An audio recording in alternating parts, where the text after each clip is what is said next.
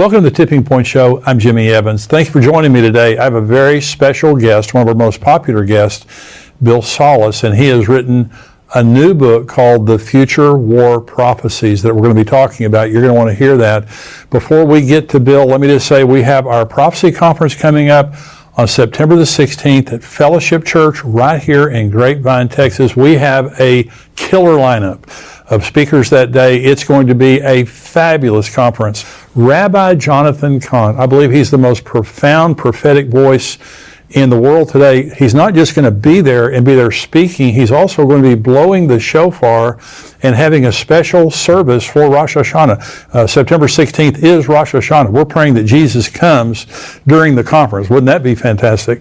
And so we're going to get together, we're going to encourage each other, hear some great teaching.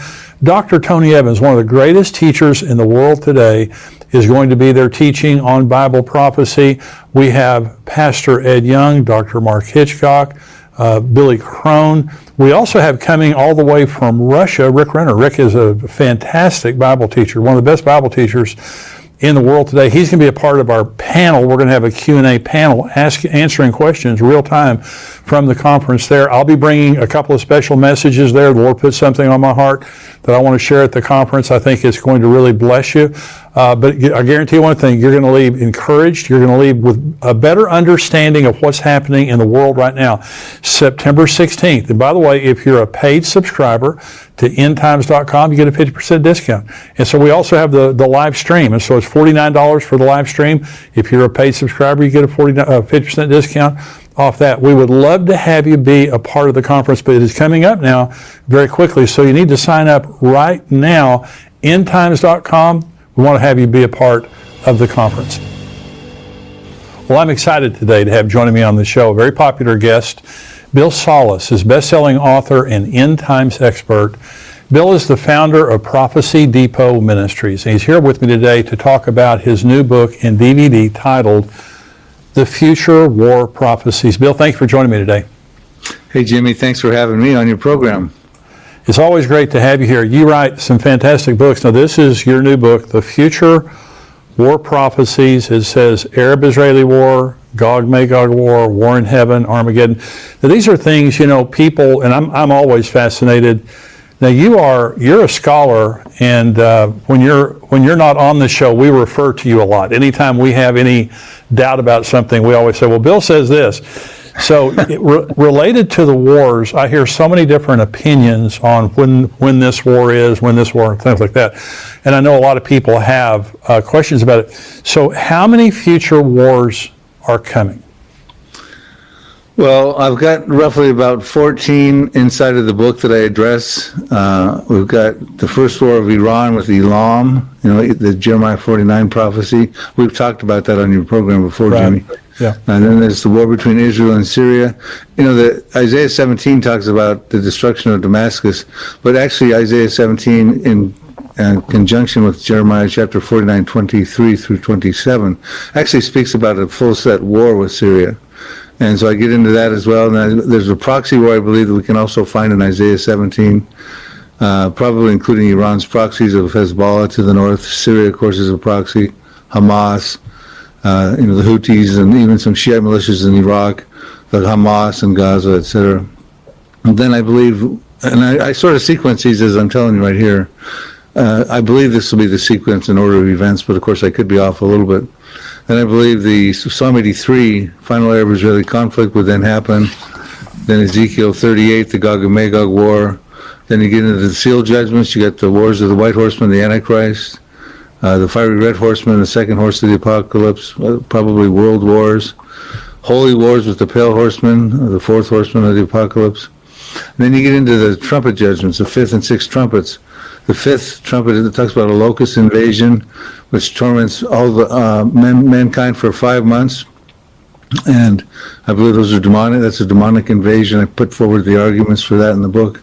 Then we have the sixth trumpet war that kills 1/3 of mankind, the 200 million man army, which I also believe is demonic as well. Then we get into the war in heaven in the mid part of the tribulation.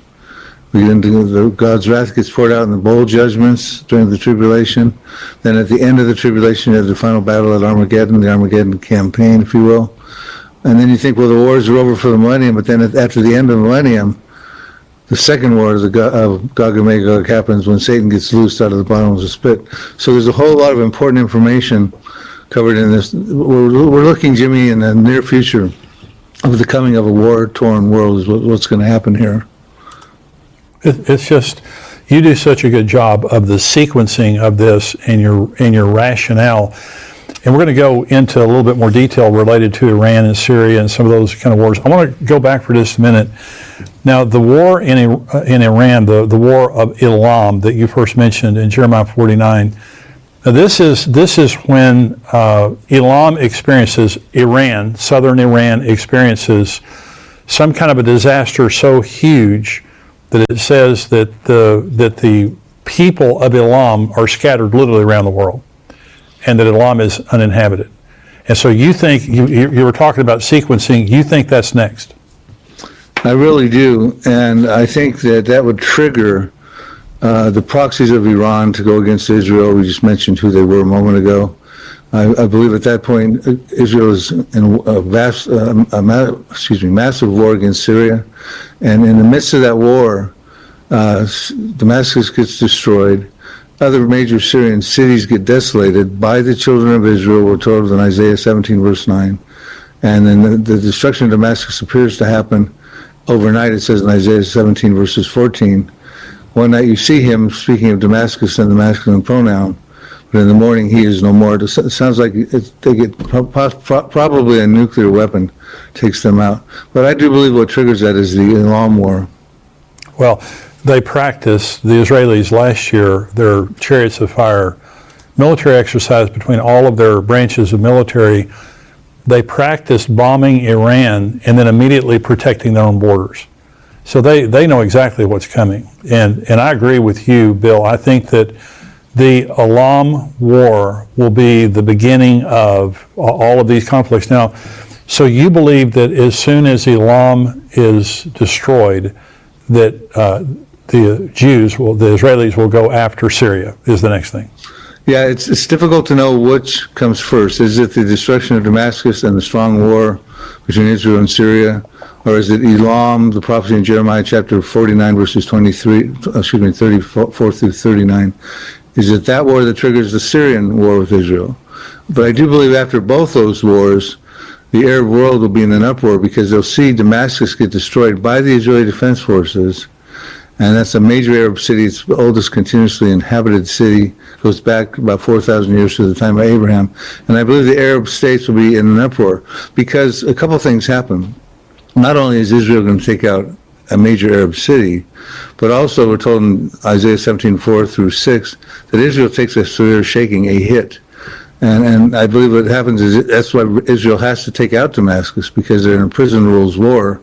Yeah. And we're told in those verses, and I get into them in depth inside of the book, that Israel takes a severe hit. And so now Israel's wounded, if you will, and they've taken out and desolated a lot of cities. They've destroyed Damascus, and the Arab world is thinking to themselves, well, what about Beirut in Lebanon? What about Amman, the capital of Jordan? What about Cairo, the capital of Egypt? What about Mecca down in Saudi Arabia?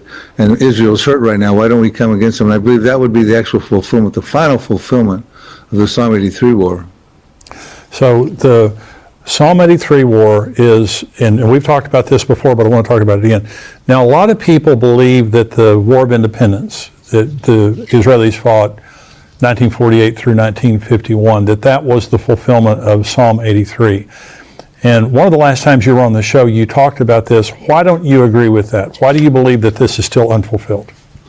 Well, I'm going to answer that question, but let me tell your viewers as well that inside of this book, more so than any of my other books, I explain why Psalm 83:1 was not historically fulfilled. I provide historical sources of that information, why it's more than just a prayer, but it's also a future war prophecy. But I also get into many historical sources about why the Elam prophecy in Jeremiah chapter 49 has not found fulfillment, or the destruction of Damascus has not found historical fulfillment. So I have a lot of information as to why I believe all of those are future wars. One of the problems with thinking that it was fulfilled in 1948, which, I mean, all those nations in Psalm 83, they form an inner circle of countries around Israel, they all did come to war in 1948 with Israel, plus a couple more got involved as well. But the thing with Psalm 83 maybe that would have been, you would have thought that might have fulfilled the first 8 verses where it talks about the motive. They want to come together as a confederacy. They don't want to cut the nation of Israel off. But verses 6 through 8 tell us who they are and their ancient names. And inside the book, I put the modern day equivalents on who they are today. But we go on, and the rest of the book, there's 18 chapters. The next 10 chapters talk about the Asaph is petitioning God. Asaph wrote the psalm. Destroy them so that they will be confounded and perish like the chaff before the wheat, etc.